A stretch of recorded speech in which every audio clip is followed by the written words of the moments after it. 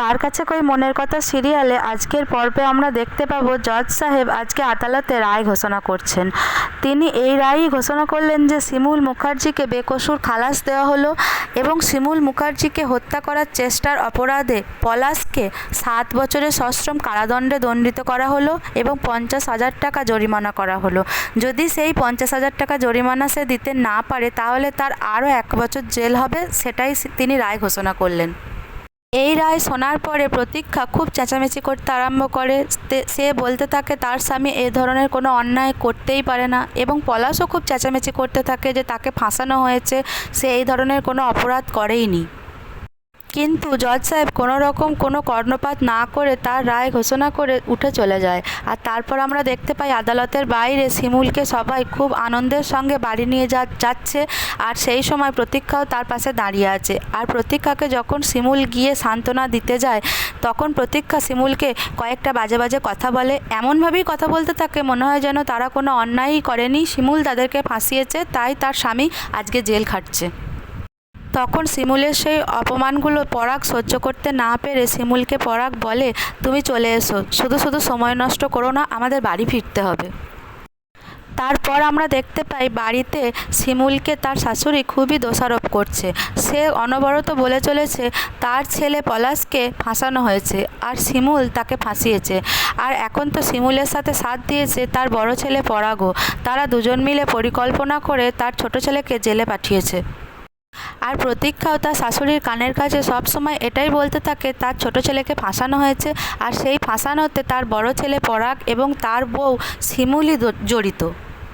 তারপর আমরা দেখতে পাই পরাগ তার মাকে বোঝানোর চেষ্টা করে, মা তোমার বড় ছেলেকে বিষ খাইয়ে মারার চেষ্টা করেছে তোমার ছোট ছেলে, আর তোমার বড় বৌমাকে প্রাণে মেরে ফেলারও চেষ্টা করেছে তোমার ছোট ছেলে, তাই তার জেল হয়েছে, আর তুমি সেই খুনি ছেলের হয়ে সাফাই গাইছো।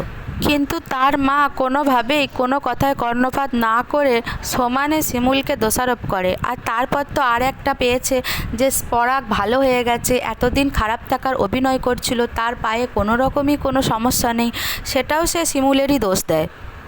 সমানে সে বলতে থাকে আজকে তার বড় ছেলে নাকি তার বউয়ের ভেড়া হয়ে গেছে, তাই সে এই ধরনের অভিনয় করে দুজনা মিলে পরিকল্পনা করে তার ছোট ভাইকে ফাঁসিয়ে জেলে পাঠিয়েছে।